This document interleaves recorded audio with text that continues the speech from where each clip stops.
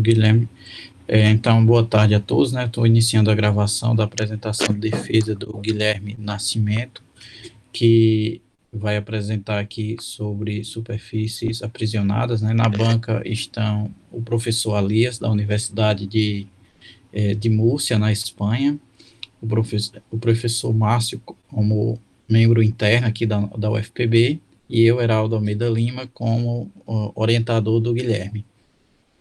Então, o Guilherme vai ter 40 minutos para fazer sua apresentação, e aí, após isso, faremos as perguntas e avaliação da dissertação de mestrado em matemática, do PPG-MAT. Então, fica à vontade aí, Guilherme, pode compartilhar a tela para fazer a apresentação. Só dar uma maximizada aqui.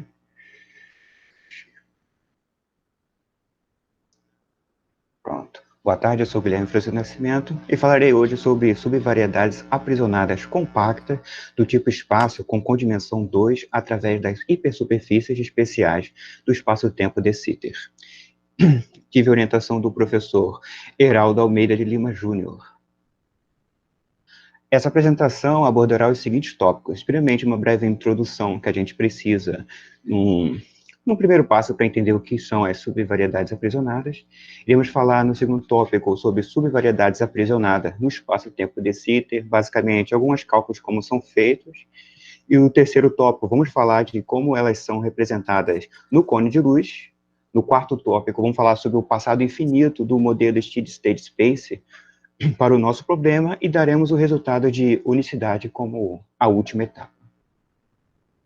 Então, com uma breve introdução, queremos que o nosso trabalho ele tende a estar num espaço-tempo n mais 2 dimensional, que é nada mais nada menos que uma variedade lorentziana de dimensão n mais 2, naquele sentido relativista que a gente pode compor ele com uma conexão de Levi-Civita. Então, nós temos aqui como base a nossa subvariedade do tipo espaço de codimensão 2 imersa em M, que nada mais nada menos que é o que a gente já sabe, que é exatamente uma aplicação fizinha que vai levar dela em M, que seja uma imersão e que a métrica seja preservada. Então, para não haver dúvidas, começaremos agora modificando um pouco a ideia de segunda forma fundamental, que é dada por essa definição aqui. Basicamente, quando a gente trata de Riemanniana, temos aqui um sinal positivo ao invés de negativo. Isso aqui é só para exemplificar. Nós estamos trabalhando com as direções, no nosso caso, do tensor para fora da superfície. Se a gente pensar num caso 3D, imagine uma esfera, por exemplo, ela vai ter todos os vetores normais saindo dela, saindo não para o centro, como deveria ser.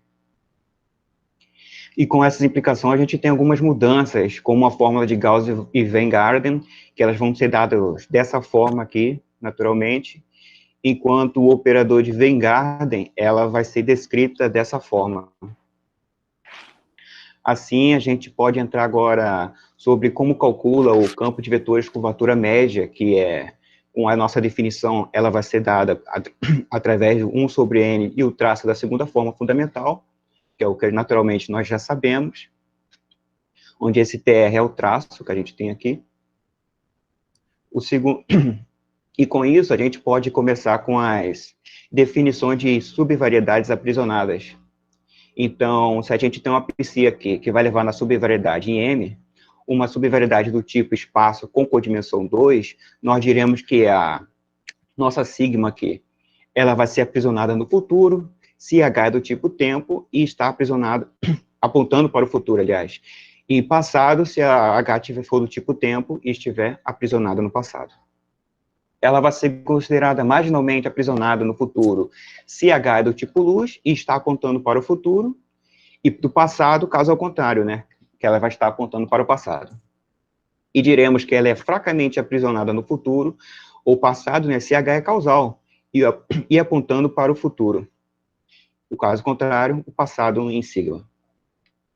Em particular, se H for igual a zero, corresponderá à subvariedade mínima. Basicamente, a gente vai fazer aquele cálculo da métrica lorentziana e vai verificar se em seus pontos existe ao menos um ponto que vai dar tipo tempo, como é no caso aqui, né?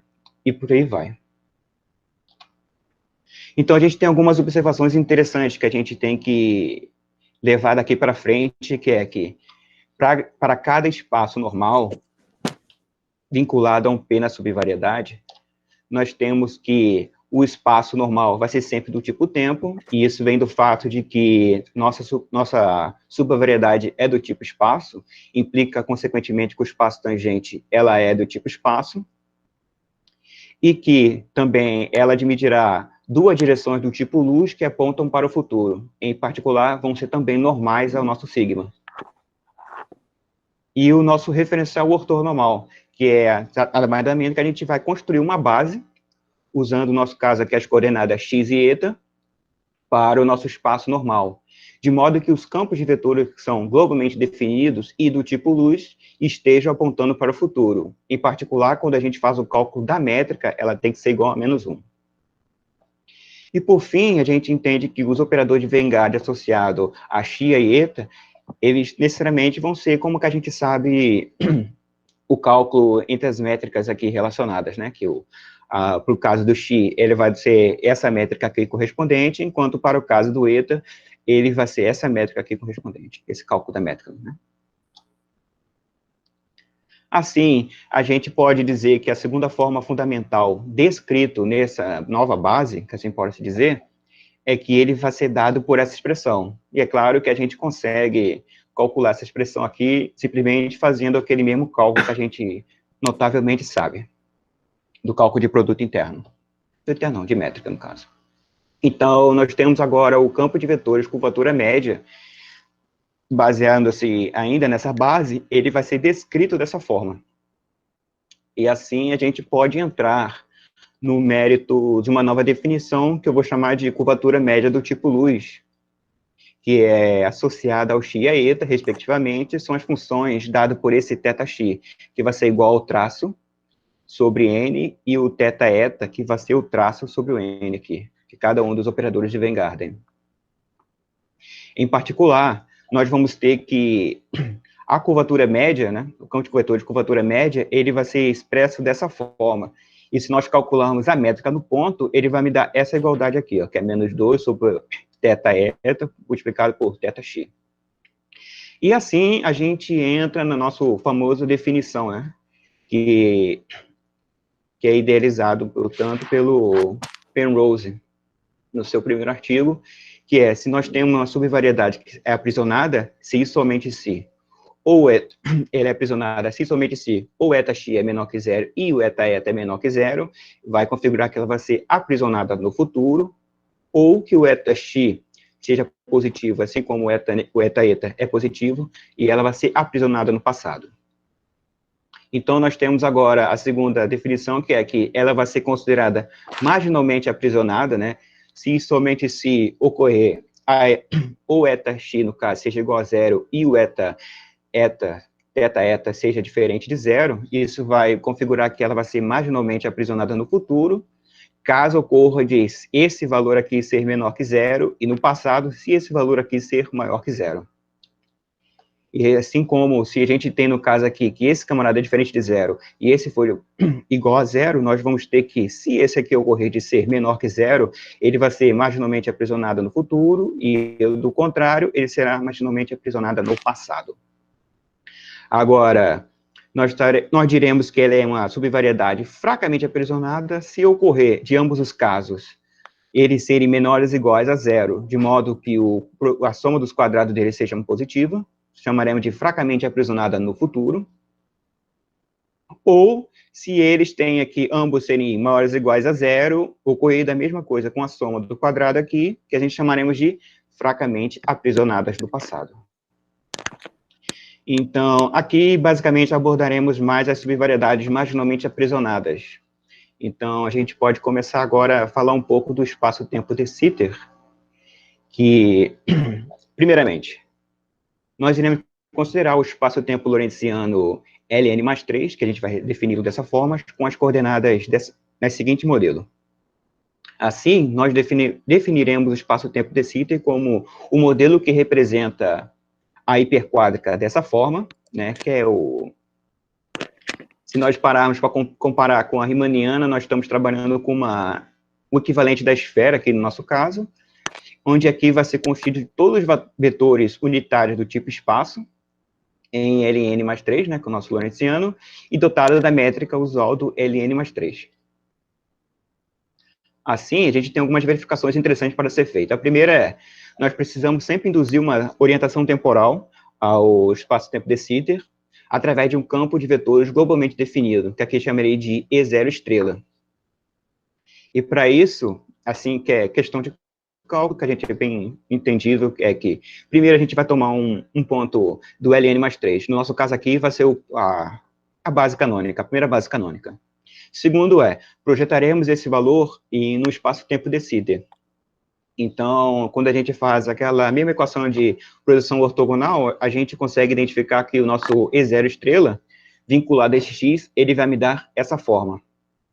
E assim, se nós verificarmos que o cálculo da métrica do E0 estrela, ele naturalmente ele vai ser menos 1 menos o quadrado dessa expressão, que é o quê? Menor ou igual a menos 1 sempre, e por sua vez ele vai ser menor que zero. Logo, esse vetor, esse campo de vetores, ele é um campo do tipo tempo. Então, você garante aí uma orientação temporal para a nossa variedade. A seguinte é que, se nós temos uma phizinha aqui, que é uma subvariedade do tipo espaço, com codimensão 2 no espaço-tempo de Sitter, em particular, nós trabalhamos aqui com os seguintes casos, que é no determiná-la se ela está na componente futura do cone de luz, ou se ela está no passado infinito do steady state space. Então, a gente, como se diz, tende a trabalhar fazendo essas verificações que a gente fez no espaço-tempo de Sitter, né? No caso, essas equações iniciais ali, de modo que represente cada uma delas. E como observação, quando a subvariedade está contida em um hipersuperfície, do tipo luz em um espaço-tempo M, por exemplo, então existirá um globalmente definido campo de vetores do tipo, aqui o xz, né, em sigma, que está apontando para o futuro. Claro que quando eu abordo no nosso título do trabalho que elas são especiais, é exatamente porque, por causa da representação geométrica que cada um dos dois tópicos aqui acima, ela está abordando. A gente vai ver por que elas são especiais. Então, esse por ser o nosso tópico mais grande, né, o nosso maior tópico, então a gente vai dar uma conferida melhor. Então, vamos falar um pouco sobre as subvariedades que estão aprisionadas no cone de luz.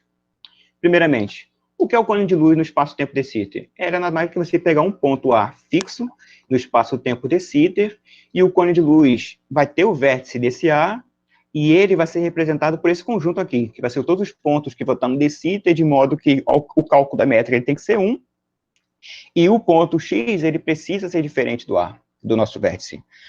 E como observação, para garantir que isso seja válido, nós temos que o necessário e suficiente que ocorra que o x menos a seja do tipo luz.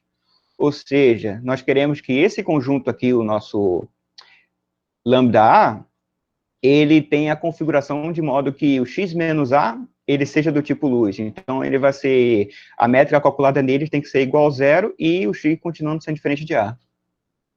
Tendo isso em vista, a gente pode definir a componente futura do cone de luz como sendo todos os pontos do espaço-tempo de Sitter, de modo que o cálculo da métrica, ele com o A, no caso o vértice, seja igual a 1, e que o cálculo da métrica seja igual a menos xa, com a nossa base canônica, que nós estamos calculando, seja sempre o quê? Menor que zero. E, respectivamente, nós temos que a componente passada, da mesma forma que foi citada aqui na componente futura, ela precisa ter que o cálculo dessa métrica aqui seja extremamente positiva, né? Então, esse conjunto em si corresponderá o quê? O nosso cone passado. Cadê? Pronto. E aqui, como eu tinha dito, a ideia de ser especial é exatamente porque a gente vai trabalhar com todas as subvariedades que está sendo delimitada aqui, por essa parte aqui de cima do nosso cone, né? Claro, se eu determinar que esse aqui vai ser o nosso cone futuro. Então, nós estamos trabalhando aqui com todas as subvariedades que está presa aqui dentro. Pronto. E assim, a gente começa a ter as primeiras ideias de o que é uma subvariedade que está presa na parte de componente futura, que aqui eu vou falar que ela está fatorizando através da componente futura do cone de luz. Então, em outras palavras, nós queremos que a nossa imersãozinha aqui, num ponto, ela tem que ser diferente do vértice, né?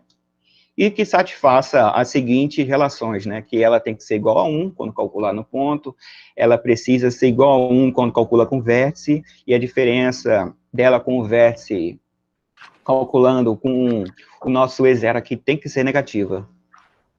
Então, a gente define aqui a nossa função padrão U, que vai levar da nossa subvariedade até no intervalo aberto de 0 a mais infinito, dada por essa expressão aqui todinha. E vai ser U igual a métrica dada por esse ponto, que tem que ser sempre positivo. Pronto. Assim, a gente, naquele conceito de base que eu citei anteriormente, nós temos que a nossa psi, por exemplo, que vai ser o que nós vai fatorizar através do cone de luz, componente futura, ela vai ter as coordenadas da base aqui, U para X, o psi de menos A, que é o que a gente já disse, para dizer que ela está fatorizando através do cone de luz, e o cálculo do eta, ela vai dar por essa expressão aqui, de modo que esse E0 perp aqui, ele é nada mais nada menos que quando a gente toma aquela nossa orientação temporal, a gente decompõe o espaço e verifica que nosso E0 perp aqui, ele vai ser dado por essa forma. Então, se a gente for criar a definição, ele dizer que fatoriza através do cone de luz futuro, quer dizer que ele vai ser expressado dessa forma, e de modo que o campo de vetores normal, tipo luz, globalmente definidos ao longo da subvariedade, que estão apontando para o futuro e que satisfaz a nossa relação inicial que a gente deu lá, que é o cálculo métrico tem que ser igual a menos 1. E assim a gente dá uma cara para os operadores de Venn Garden, que é, você vai notar que ele vai ser igual à identidade aqui, no caso do X, e ele vai dar essa expressão todinha aqui para o caso de eta. Não são difíceis de calcular, é mais trabalho braçal. E, consequentemente, quando a gente olha a curvatura média-luz, o θx, que vai ser igual a 1, e o θ-eta vai dar toda essa expressão aqui também. Claro que os operadores aqui vai significar o operador hessiano e aqui o operador laplaciano, o que nós sabemos usualmente. Pronto, tem algumas observações interessantes, é que o campo de vetores de curvatura média, para esse caso aqui, nós temos que ele vai ser dado por essa expressão aqui, quando a gente relaciona ele à base, o referencial ortonormal, né? Em particular, quando nós calculamos a métrica em cima dele, nós temos essa nova expressão aqui, bem simples de calcular, não tem por onde fugir, e, portanto, a gente entra na nossa primeira aparência, que é, se nós temos M é marginalmente aprisionada, no caso é sigma, né, tá? Sigma, se é marginalmente aprisionada, se somente se, essa igualdade é estabelecida, né? Exatamente porque nós estamos levando em consideração a causalidade do nosso problema. E ela, notavelmente, ela vai ser necessariamente marginalmente aprisionada no passado, desde que, quando a gente verifica a curvatura média-luz em X, ela vai ser sempre igual a 1, e, por sua vez, 1 é sempre maior que 0. Assim, a gente entra no primeiro colorário, que é um colorário interessante, que é, se nós temos uma subvariedade que está fatorando no cone de luz futuro, então são equivalentes às afirmações, né, que o sigma é marginalmente aprisionada, necessariamente no passado. A função positiva U, aquela que eu defini anteriormente, satisfaz a equação diferencial dada dessa forma, e que o sigma possui uma curvatura escalar constante K igual a n vezes n menos 1. Assim, a gente entra numa observação, caso que alguém se pergunte, é que a gente pode considerar que a subvariedade é aprisionada quando ocorre da nossa equação diferencial ser estritamente positiva, e que ela é fracamente aprisionada quando ela é sempre maior ou igual a 0. Então, a gente entra agora na primeira proposição, interessante, que quando a gente tem o nosso argumento inicial, que ela fatoriza através do cone de luz futuro, então, se a gente assumir que o sigma é completa, por exemplo, e a função positiva satisfaz essa desigualdade aqui, né, sob essa constante ótima aqui, com C positivo, uma constante positiva, e R, a distância riemanniana, da origem, então sigma necessariamente ela vai ser compacta e conformemente diffeomorfa à esfera.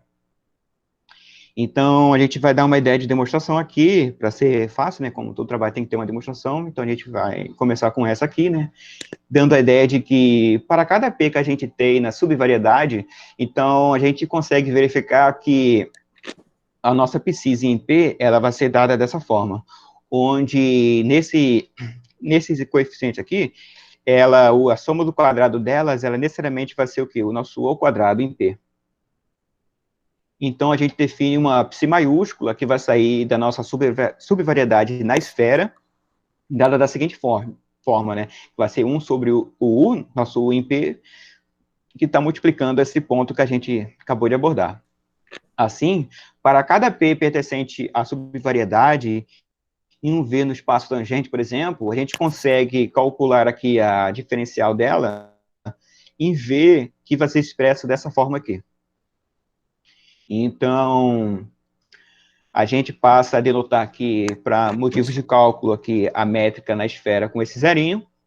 Então, se nós tomarmos aqui V e W pertencente ao espaço tangente, nós temos que, quando calcula a métrica, a gente vai ter que a métrica da diferencial, ela vai ser igual a 1 sobre o quadrado, o cálculo da métrica nesses vetores.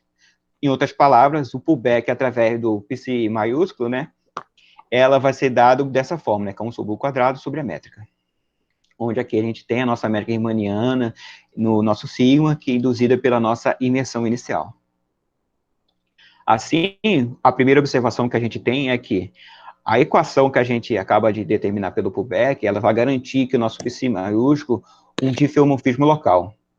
Então, se a gente assumir que ela é completa e que U satisfaz a nossa hipótese, lá que ela é menor ou igual que aquela constante ótima, então, quando nós definimos a função W igual a U nessa forma, a gente consegue garantir para ela a completude. E isso é devido a um lema que a gente tem, que quando nós temos uma métrica que seja conforme e que o W, no caso aqui, ela vai ser, acho que é W a quarta sobre N menos 2 aqui, ela multiplicada por uma outra métrica, a gente tem a completude do nosso fato.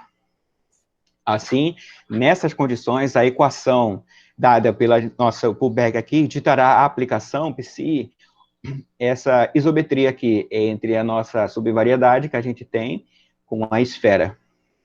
Assim, ela acaba sendo completa e um recobrimento é determinado. E desde que a nossa esferazinha ela é simplesmente conexa, a gente tem, no caso, um diffeomorfismo global entre o nosso sigma e a nossa esfera.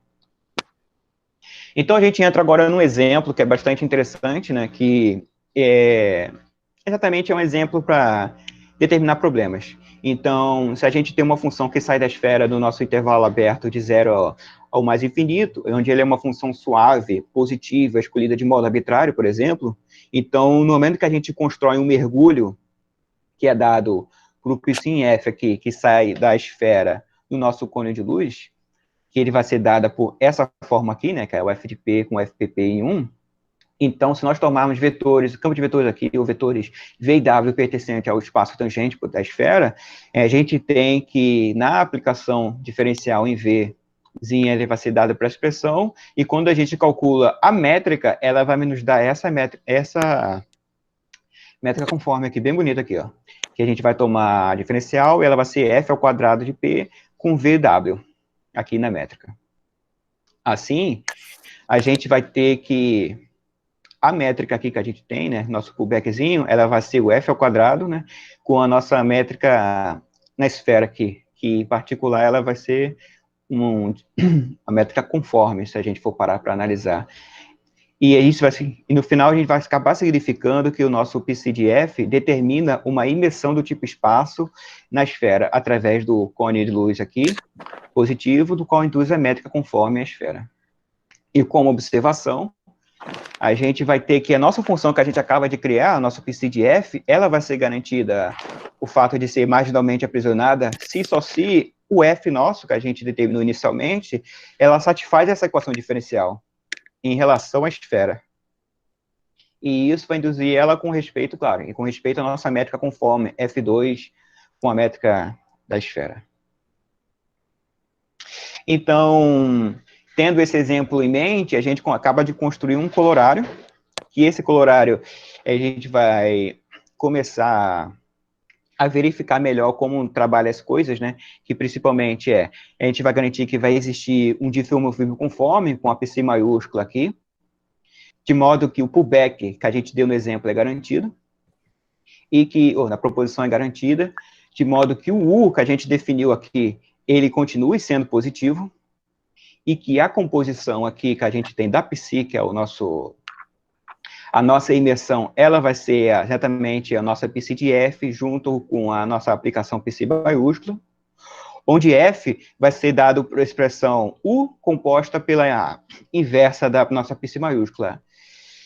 E assim como eu disse antes pelo exemplo, nós temos que o psi de F vai ser dada por essa expressão, e que se nós formos analisar o diagrama final, nós temos que essa expressão aqui vai ser dada, né, que nós temos aqui uma função que vai levar da nossa subvariedade até a esfera, que vai levar para aqui para o infinito, ou para o nosso intervalo aberto, assim como se a gente parar para verificar ela no cône de luz, ela vai ser dada por essa expressão através das nossas psi e a nossa psi alterada.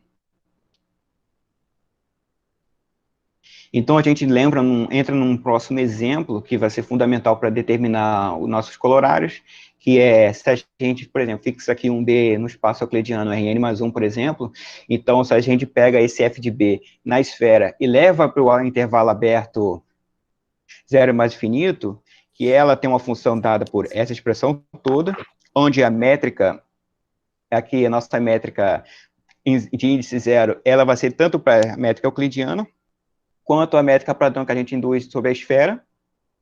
Então, a gente observa que se B for zero, né, então a nossa f de zero aqui, ela vai ser sempre igual a 1.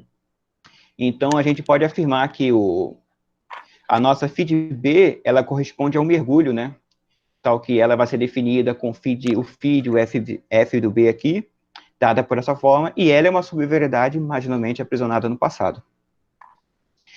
E isso é fácil de ver no instante que a gente consegue definir F, não é fácil de ver não, né, mas a gente faz umas continhas, que é que o F pode ser igual ao F, quando a gente define F igual a F de B, satisfazendo a nossa equação diferencial, por exemplo, aqui sobre essa métrica conforme, e em outras palavras, se a gente fizer as devidas alterações, trazendo para a nossa métrica euclidiana normal, a gente tem que a nossa equação diferencial, ela vai acabar dando essa cara aqui.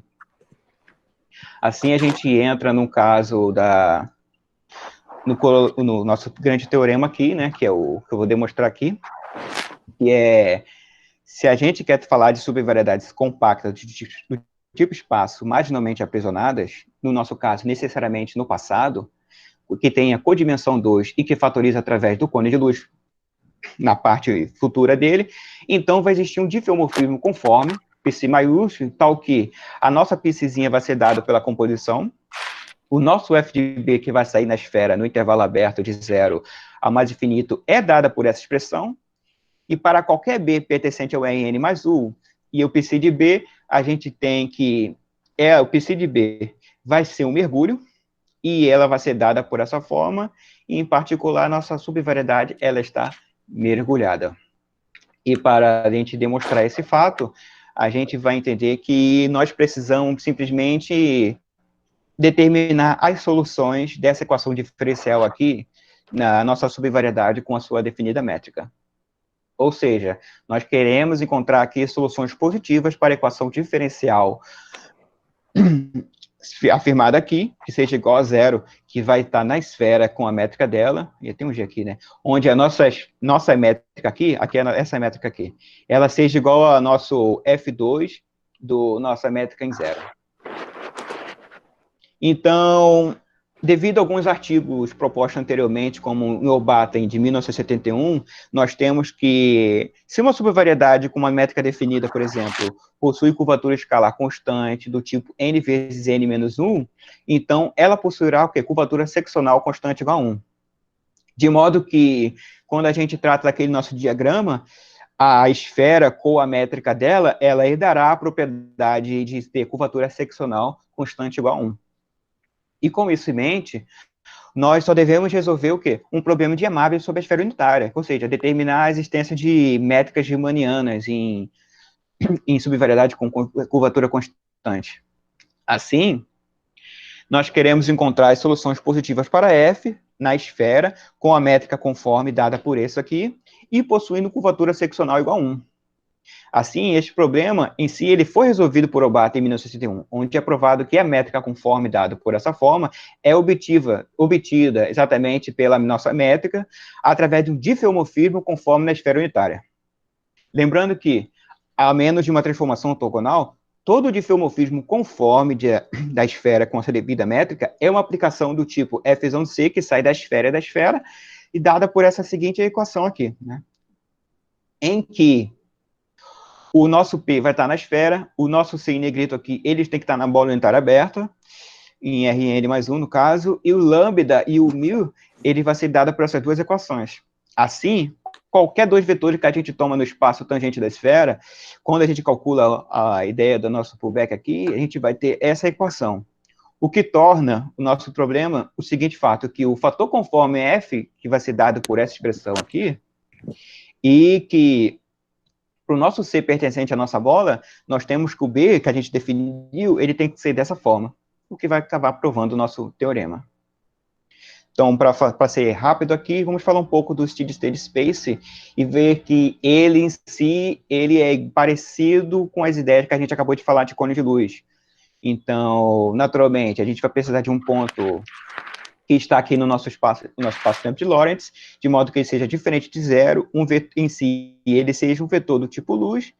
Então, a gente vai criar agora aqui essa hiperfície do tipo luz L, dada da seguinte forma, né? O x pertencente ao dθ, de modo que ele seja igual a zero. Então, se a gente supor que o A aqui, que a gente determinou, ele está apontando para o passado, ou seja, quando a gente pega o A e faz o cálculo da métrica na nossa base que a gente definiu lá assim, né, na entrada canônica, então ele tem que ser maior do que zero.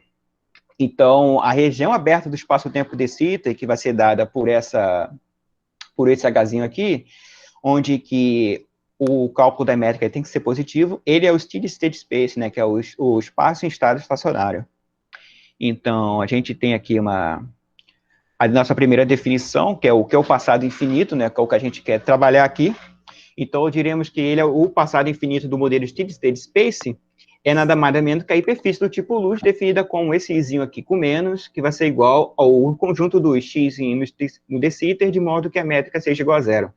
Né, o cálculo com a métrica seja igual a zero, onde A em si ele vai continuar sendo um ponto do espaço lorentziano, e que o Azinho, por sua vez, ele tem que estar apontando para o passado.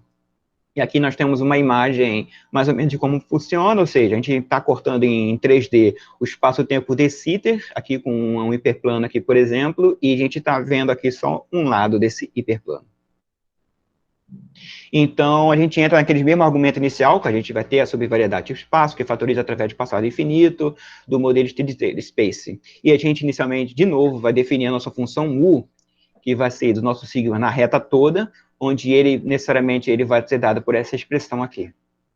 Então, como a primeira proposição, que é exatamente o nosso referencial ortonormal, a gente vai ter que o nosso psi, ele vai ser igual a menos a, uma vez que a gente coloca o menos a, nesse caso aqui, o a que está no passado, ele vai ser apontado para o futuro, e a gente determina aqui o nosso eta, através desse novo recurso aqui, de modo que ele me dê essa expressão toda aqui.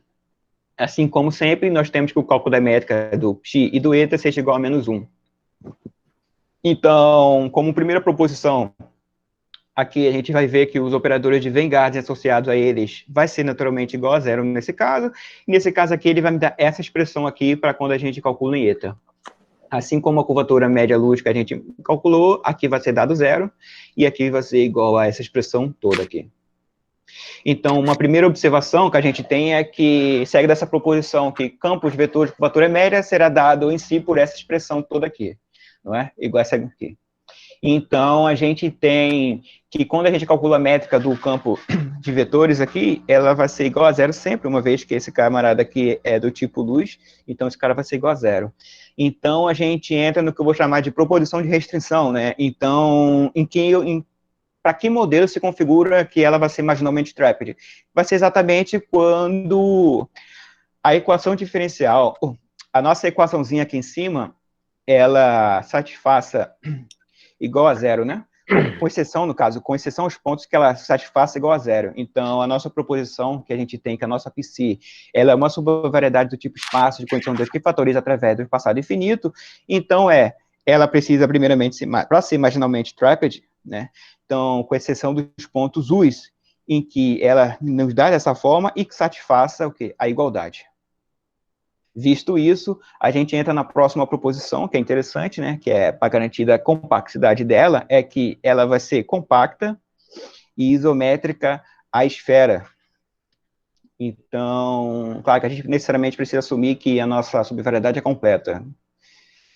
Agora, a gente entende aqui por uma demonstração dela, assim como no nosso caso do cone de luz, nós temos que, para cada P pertencente a nossa subvariedade, ela necessariamente ela pode ser escrita dessa forma, é fácil de verificar, e de modo que isso aqui vai ser igual a 1. Então, novamente, a gente vai definir a nossa psi maiúscula, exatamente da mesma forma que nós definimos anteriormente, e quando a gente calcular aqui a nossa diferencial, a gente vai ter que ela vai ser dada dessa forma.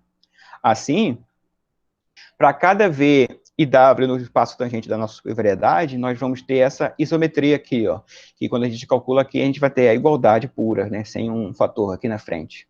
Assim, a nossa psi maiúscula, ela vai ser uma isometria local, consequentemente, a gente garante que desde que ela é completa, aliás, e a nossa esfera é simplesmente conexa, nós teremos em si uma isometria global para a nossa psi maiúscula. Então, a gente entra aqui nesse exemplo, que é que para cada função suave f, por exemplo, a gente consegue, da esfera na reta, a gente consegue construir um mergulho também, né, nessa fizinha de f aqui, de modo que ela seja dada dessa forma. Então, para cada v e w pertencente ao nosso espaço tangente, a gente tem que quando a gente opera a diferencial dela, a métrica diferencial em cada um dos seus pontos, a gente vai ter essa igualdade novamente, né? Isso determina para o pullback, né, no caso aqui para a nossa PCDF, uma imersão isométrica, tipo espaço da esfera euclidiana, através do nosso passado infinito. E nessas condições, a nossa imersão em si, ela é marginalmente aprisionada, com exceção dos pontos onde, deixa eu botar isso aqui, onde a nossa equação diferencialzinha aqui seja igual a zero na esfera.